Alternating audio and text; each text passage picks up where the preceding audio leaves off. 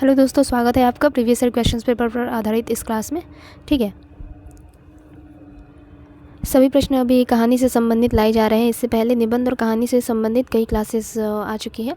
आप चाहे तो जाकर प्लेलिस्ट में देख सकते हैं और सभी प्रीवियस ईयर क्वेश्चंस पेपर पर आधारित ही है। ठीक है, सभी प्रश्न महत्वपूर्ण रहने वाले हैं, ध्यान दीजिएगा और अंत तक जुड़े रहिएगा। किसी प्रश्न में कोई डाउट हो तो आप कमेंट करके ज़रूर बता सकते हैं। देखते हैं पहला प्रश्न। पहला प्रश्न है, उत्तर आधुनिकता की संकल्पना हिंदी की किस कहानी में मिलती है? तो उत्तर आधुनिकता की संकल्पना उदय प्रकाश की कहानी वॉरेन हेस्टिंग्स का सांड में मिलती है। ठीक है, उत्तर आधुनिकता की संकल्पना वॉरेन हेस्टिंग्स का सांड, जो कि उदय प्रकाश जी द्वारा रचित है, इस कहानी में मिलती है। अगला प्रश्न देखेंगे। अगला प्रश्न है, अगर दोनों साधु होते तो उन्हें संतोष और धैर्य के लिए संयम और नियम की बिल्कुल ज़रूरत न थी। यह तो इनकी प्रकृति थी, विचित्र जीवन था इनका। उपर्युक्त कथन किस कहानी से उद्धृत है? उपर्युक्त कथन कफन कहानी से उद्धृत है, जो कि मुंशी प्रेमचंद जी द्वारा रचित है। ठीक है, मुंशी प्रेमचंद जी द्वारा रचित है। ममता कहानी के रचयिता कौन रहते हैं? तो जयशंकर प्रसाद। रोज कहानी के रचयिता रहे आपके आज्ञे जी। इसके अलावा परिंदे कहानी के रचयिता निर्मल वर्मा। आज्ञे की रोज कहानी किस अन्य नाम से जानी जाती है? आज्ञे की रोज कहानी गैंग्रीन नाम से जानी जाती है। आज्ञे की रोज कहानी गैंग्रीन नाम से जानी जाती है। पत्नी कहानी के रचयिता कौन रहते हैं? तो पत्नी कहानी के रचयिता रहे जैनेन्द्र। शरणदाता नामक कहानी के रचयिता रहते हैं आज्ञे। इसके अलावा कविप्रिया नामक कहानी के भी रचयिता रहते हैं आज्ञे। अगला प्रश्न है, मृत्यु के कुछ समय पहले स्मृति बहुत साफ हो जाती है। जन्म भर की घटनाएं एक एक करके सामने आती हैं। सारे दृश्यों के रंग साफ होते हैं। समय की धुंध बिल्कुल उन पर से हट जाती है। उपयुक्त गद्यांश किस कहानी से उद्धृत है? तो यह गद्यांश यह पंक्तियाँ प्रेमचंद जी द्वारा रचित कफन नामक कहानी से उद्धृत है। ठीक है, यह पंक्तियाँ प्रेमचंद जी द्वारा रचित कफन कहानी से उद्धृत है। उसने कहा था कहानी के रचयिता रहते हैं चंद्रधर शर्मा गुलेरी जी। रोज कहानी के रचयिता अभी बताया आपको आज्ञे जी रहते हैं। इसके अलावा ममता कहानी के रचयिता रहते हैं जयशंकर प्रसाद जी। अगला प्रश्न, निम्न में से किस कहानी का पात्र सुमेलित नहीं है? नहीं है? तो लहना सिंह जो है यह उसने कहा था कहानी के पात्र है। उसने कहा था कहानी के पात्र है। उसने कहा था कहानी के रचयिता कौन रहे? चंद्रधर शर्मा गुलेरी जी। बुधिया कफन कहानी की पात्र है, यह भी सही है। मालती रोज कहानी की पात्र है, यह भी सही है। परंतु महेश्वर परिंदे कहानी का पात्र नहीं है। महेश्वर परिंदे कहानी का पात्र नहीं है। परिंदे के रचयिता कौन रहे? निर्मल वर्मा। रोज कहानी के रचयिता रहे आज्ञे जी। कफन के रचयिता रहे प्रेमचंद। उसने कहा था कि रचयिता रहे चंद्रधर शर्मा गुलेरी जी। निम्न में से कौन सा सुमेलित नहीं है? तो उसका यौवन ममता कालिया जी द्वारा रचित है, यह सही है। पत्थरगली नासिरा शर्मा जी द्वारा रचित है, यह भी सही है। कहानी की तलाश में अलका सरावगी जी द्वारा रचित है, यह भी सही है। परंतु अंतिम चढ़ाई राजी सेठ की रचना नहीं है। बल्कि यह मेहरुनिशा परवेज़ की रचना है। अंतिम चढ़ाई मेहरुनिशा परवेज़ की रचना है। ठीक है, अगला प्रश्न, निम्न में से कौन सा सुमेलित नहीं है? इनमें से कौन सा सुमेलित नहीं है? तो परमात्मा का कुत्ता किनकी रचना है? मोहन राकेश।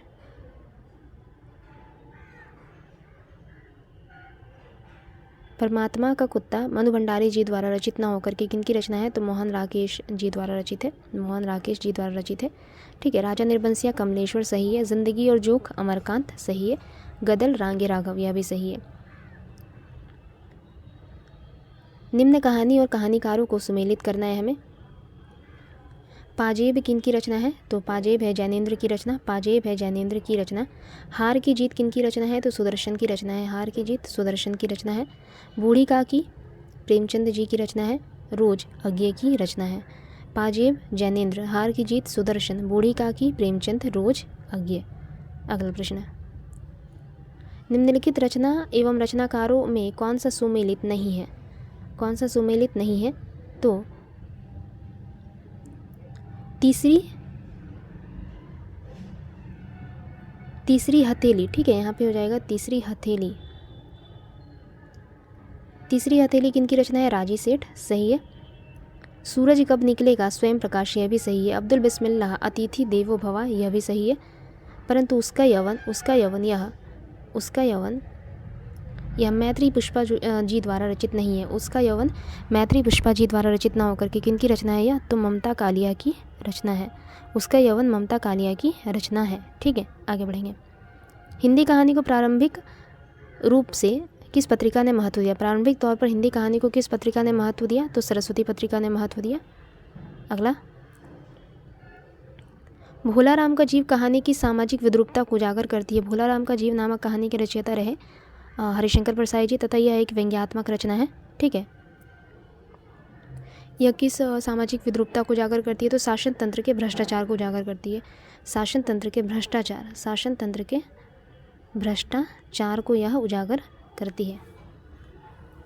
ठीक है, इसमें दिखाया गया है कि सेवानिवृत्त होने के बाद अधिकांश शासकीय कर्मचारी पेंशन स्वीकृति कराने के लिए सरकारी दफ्तर के चक्कर काटने को किस प्रकार मजबूर है, इसी पर करारा व्यंग्य किया गया है इस कहानी में। ठीक है, सेवानिवृत्त होने के बाद अर्थात रिटायर हो जाने के बाद, रिटायरमेंट के बाद किस प्रकार एक गवर्नमेंट एम्प्लॉय पेंशन स्वीकृति कराने के लिए सरकारी दफ्तर के चक्कर काटने पर मजबूर हो जाता है, इसी को इस कहानी में दर्शाया गया है। अगला प्रश्न देखेंगे। ननकू सिंह किस कहानी का पात्र है? ननकू सिंह किस कहानी के पात्र है? तो ननकू सिंह गुंडा नामक कहानी के पात्र है। गुंडा कहानी के रचयिता कौन रहे? तो प्रसाद जी, जयशंकर प्रसाद जी रहते हैं गुंडा कहानी के रचयिता। दो बांके नामक कहानी के रचयिता कौन रहे? तो भगवती चरण वर्मा जी। दो बांके नामक कहानी के रचयिता रहे भगवती चरण वर्मा जी। शरणागत नामक कहानी के रचयिता रहते हैं वृंदावन लाल वर्मा। शरणागत नामक कहानी के रचयिता कौन रहे? तो वृंदावन लाल वर्मा। एवं खेल नामक कहानी के रचयिता रहे जैनेन्द्र। खेल नामक कहानी के रचयिता कौन रहे? तो जैनेन्द्र। आगे बढ़ेंगे। हार की जीत कहानी के रचयिता कौन है? हार की जीत कहानी के रचयिता रहे सुदर्शन। हार की जीत कहानी के रचयिता रहे सुदर्शन। इस कहानी में क्या बताया गया है कि अंततः परोपकारियों व सज्जनों की ही जीत होती है, इसे ही इस कहानी में दर्शाया गया है। ठीक है, सत्य की ही जीत होती है, इसे ही इस कहानी में प्रभावशाली ढंग से दर्शाया गया है हार की जीत नामक कहानी में। निम्नलिखित में से कौन सा सुमेलित नहीं है? तो दाजियो शेखर जोशी जी द्वारा रचित है, सही है। सिक्का बदल गया धर्मवीर भारती की रचना नहीं है। सिक्का बदल गया की रचयिता कौन रहती है? तो कृष्णा सोबती। सिक्का बदल गया की रचयिता रही कृष्णा सोबती जी। कृष्णा सोबती जी। निर्मल वर्मा परिंदे, कृष्णा सोबती बादलों के घेरे, यह भी सही है। अगला प्रश्न देखेंगे। प्रेमचंद की निम्नलिखित में से किस कहानी को उत्तर आधुनिक विमर्शों में से एक वृद्धावस्था विमर्श के अंतर्गत रखा जा सकता है? तो बूढ़ी काकी नामक कहानी को। ठीक है, उत्तर आधुनिक विमर्शों में से एक वृद्धावस्था विमर्श के अंतर्गत रखा जा सकता है। धूप का एक टुकड़ा कहानी के लेखक कौन रहे? धूप का एक टुकड़ा कहानी के लेखक रहे निर्मल वर्मा। निर्मल वर्मा। शेखर जोशी को उनकी किस रचना के लिए उत्तर प्रदेश हिंदी संस्थान के महावीर प्रसाद द्विवेदी पुरस्कार से सम्मानित किया गया है? तो पेड़ की याद। शेखर जोशी को उनकी रचना पेड़ की याद के लिए उत्तर प्रदेश हिंदी संस्थान के महावीर प्रसाद द्विवेदी पुरस्कार से सम्मानित किया गया। इसके अलावा नौरंगी बीमार है हलवाहा, किस्सागो, ये जो रचनाएं ये सभी आपके शेखर जोशी जी द्वारा ही रचित है। ठीक है, शेखर जोशी की ही रचना है। अगला प्रश्न है, निम्नलिखित कहानी संग्रहों में कौन सा कहानी संग्रह अज्ञे का नहीं है?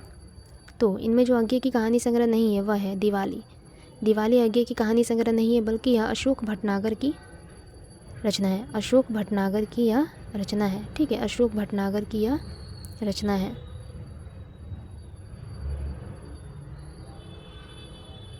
जबकि परंपरा, शरणार्थी, अमर वलरी ये सभी अज्ञे की रचना है। अगला प्रश्न, निम्न कहानीकारों में किसकी कुछ कहानियाँ इंस्टॉलमेंट में संग्रहित है? तो भगवती चरण वर्मा। भगवती चरण वर्मा की कहानियाँ इंस्टॉलमेंट में संग्रहित है। भगवती चरण वर्मा की कुछ कहानियाँ इंस्टॉलमेंट में संग्रहित है। निम्न में से जयशंकर प्रसाद की कहानी कौन सी नहीं है? आकाशदीप, प्रतिध्वनि, इंद्रजाल, ये तीनों ही जयशंकर प्रसाद की कहानियाँ हैं। परंतु तावान जो कहानी है, तावान जो कहानी है यह जयशंकर प्रसाद की ना होकर के किन की रचना है? तो मुंशी प्रेमचंद जी की रचना है। ठीक है, अगला प्रश्न,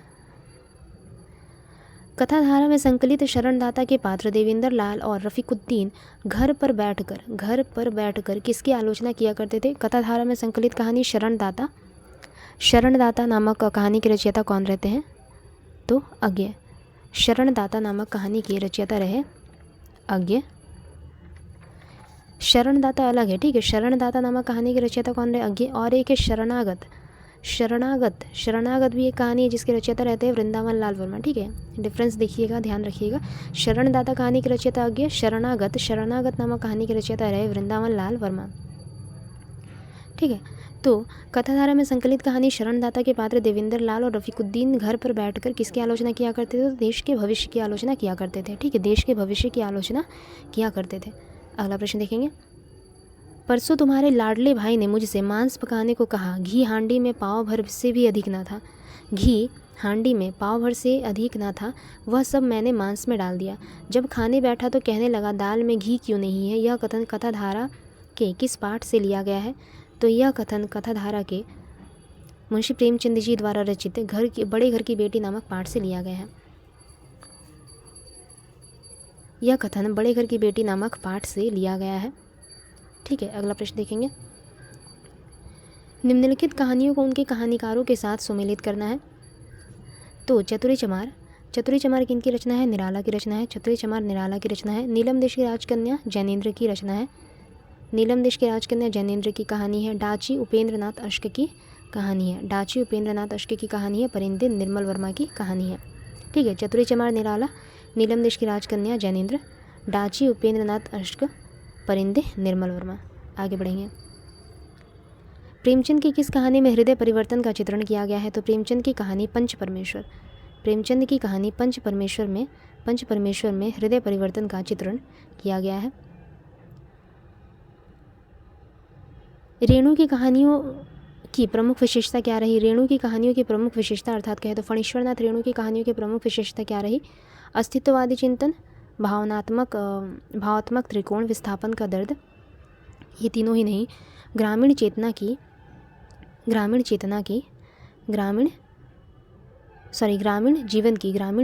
सरसता, ठीक है। ग्रामीण जीवन की सरसता, यह फणीश्वरनाथ रेणु की कहानियों की प्रमुख विशेषता रही ग्रामीण जीवन की सरसता। फणीश्वरनाथ रेणु एक आंचलिक उपन्यासकार माने जाते हैं। अगला है, जिंदगी और गुलाब के फूल किसका कहानी संकलन है? जिंदगी और गुलाब के फूल किसका कहानी संकलन है? तो उषा प्रेमवदा जी द्वारा रचित कहानी संकलन है जिंदगी और गुलाब के फूल। उषा प्रेमवदा की कुछ अन्य कहानी संकलन है जैसे फिर बसंत आया, एक कोई दूसरा, कितना बड़ा झूठ इत्यादि। फिर बसंत आया, एक कोई दूसरा, कितना बड़ा झूठ, ये सभी उषा प्रेमवदा जी द्वारा रचित कहानी संकलन है। त्रिशंकु कहानी संग्रह के रचयिता कौन रहे? त्रिशंकु कहानी संग्रह के रचयिता मन्नू भंडारी। इनके कुछ अन्य कहानी संग्रह है जैसे मैं हार गई, यही सच है, एक प्लेट सैलाब, तीन निगाहों की एक तस्वीर इत्यादि। मैं हार गई, यही सच है, एक प्लेट सैलाब, तीन निगाहों की एक तस्वीर, ये सभी मन्नू भंडारी की अन्य कहानी संग्रह है। अगला प्रश्न, जंक्शन कहानी के लेखक कौन रहे? जंक्शन कहानी के लेखक रहे गजानन माधव मुक्तिबोध। गजानन माधव मुक्तिबोध के कुछ अन्य कहानी संग्रह है जैसे काठ का सपना, सतह से उठता हुआ आदमी। काठ का सपना, सतह से उठता हुआ आदमी, ये गजानन माधव मुक्तिबोध के कुछ अन्य कहानी संग्रह है। गदल कहानी के रचनाकार कौन रहे? गदल कहानी के रचयिता रहे रांगे राघव। गदल कहानी के रचयिता रहे रांगे राघव। रांगे राघव के कुछ अन्य कहानी संग्रह है जैसे मृग तृष्णा, कुत्ते की दुम और शैतान, ठीक है। मृग तृष्णा, कुत्ते की दुम और शैतान, धूल की आंधी, पिसनहारी इत्यादि। मृग तृष्णा, कुत्ते की दुम और शैतान, धूल की आंधी, पिसनहारी इत्यादि, ये सभी रांगे राघव की कहानियाँ हैं। निम्नलिखित में कौन सी कहानी मोहन राकेश द्वारा रचित है? मोहन राकेश जी द्वारा खोई हुई दिशाएं, मलबे का मालिक, जिंदगी और जोक, जहाँ लक्ष्मी कैद है। मलबे का मालिक मोहन राकेश जी द्वारा रचित कहानी है। खोई हुई दिशाएं किनकी रचना है? कमलेश्वर की। खोई हुई दिशाएं किनकी रचना है? कमलेश्वर की। जिंदगी और जोक किनकी रचना है? अमरकांत की। जिंदगी और जोक अमरकांत जी द्वारा रचित कहानी है। जहाँ लक्ष्मी कैद है, राजेंद्र यादव की कहानी है। जहाँ लक्ष्मी कैद है, राजेंद्र यादव की कहानी है। आगे बढ़ेंगे। निम्नलिखित में से कौन सी कहानी उदय प्रकाश द्वारा नहीं लिखी गई है? निम्नलिखित में से कौन सी कहानी उदय प्रकाश जी द्वारा नहीं लिखी गई है? तिरिच, पाल गुमरा का स्कूटर, पीली छतरी वाली लड़की, ये तीनों ही उदय प्रकाश की रचना है। परंतु पत्थर गली इसकी रचयिता कौन है? नासिरा शर्मा। पत्थर गली की रचनाकार नासिरा शर्मा। अगला प्रश्न देखेंगे, निम्नलिखित में कहानी के संदर्भ में कौन सा कथन असंगत है, कौन सा कथन सही नहीं है? तो कभी कभी किसी घटना का एक सूत्र भी कहानी का आधार बन जाता है, सही है। कहानी विश्वसनीय होनी चाहिए, यह भी सही है। कहानी में कल्पना का असीमित प्रयोग किया जाना चाहिए, यह गलत है कहानी के हिसाब से। कहानी के कथानक में आदि, मध्य और अंत होते हैं, यह सही है। ठीक है, गलत क्या है? तो कहानी में कल्पना का असीमित प्रयोग किया जा सकता है, यह कहानी के संदर्भ में असंगत है, अर्थात सही नहीं है। नया रास्ता कहानी के लेखक कौन रहे? नया रास्ता कहानी के लेखक रहे डॉक्टर सत्यप्रकाश संगर जी। इस प्रश्न के उत्तर को आप एक बार कंफर्म कर लीजिएगा। कंफर्म करके आप मुझे कमेंट कर सकते हैं। ठीक है, मैंने इसका उत्तर डॉक्टर सत्यप्रकाश संगर बताया। आगे देखते हैं, निम्न में से कौन सी कहानी प्रसाद द्वारा रचित नहीं है? प्रसाद जी द्वारा रचित नहीं है। ममता, सुजान भगत, सालवती और एक है छाया। तो प्रसाद जी द्वारा रचित है ममता, सालवती और छाया प्रसाद जी द्वारा रचित है, जयशंकर प्रसाद जी द्वारा रचित है। परंतु सुजान भगत के रचयिता कौन रहते हैं? तो मुंशी प्रेमचंद। सुजान भगत के रचयिता रहते हैं मुंशी प्रेमचंद। आज का अंतिम प्रश्न है, सचेतन कहानी के प्रवर्तक इनमें से कौन है? सचेतन कहानी के प्रवर्तक रहे महीप सिंह। सचेतन कहानी के प्रवर्तक रहे महीप सिंह। ठीक है, सचेतन कहानी के प्रवर्तक रहे महीप सिंह। और बोलकर बता रही हूँ कुछ अन्य कहानी आंदोलन, जैसे नई कहानी आंदोलन के प्रवर्तक रहे राजेंद्र यादव, मोहन राकेश, कमलेश्वर। ठीक है, नई कहानी आंदोलन के प्रवर्तक कौन कौन रहे? राजेंद्र यादव, मोहन राकेश, कमलेश्वर। इसके अलावा सहज कहानी के प्रवर्तक रहे अमृत राय, समांतर कहानी के प्रवर्तक रहे कमलेश्वर एवं सक्रिय कहानी के प्रवर्तक रहे राकेश वत्स। ठीक है, सहज कहानी के प्रवर्तक अमृत राय, अकहानी के प्रवर्तक गंगा प्रसाद विमल, समांतर कहानी के प्रवर्तक कमलेश्वर एवं सक्रिय कहानी के प्रवर्तक रहे राकेश वत्स। ठीक है, तो आज का ये हमारा अंतिम प्रश्न रहा। अगले क्लास में जल्दी मिलेंगे। तब तक के लिए अगर आप लोगों को हमारी क्लास अच्छी लगे तो लाइक, शेयर और सब्सक्राइब ज़रूर कर सकते हैं। धन्यवाद।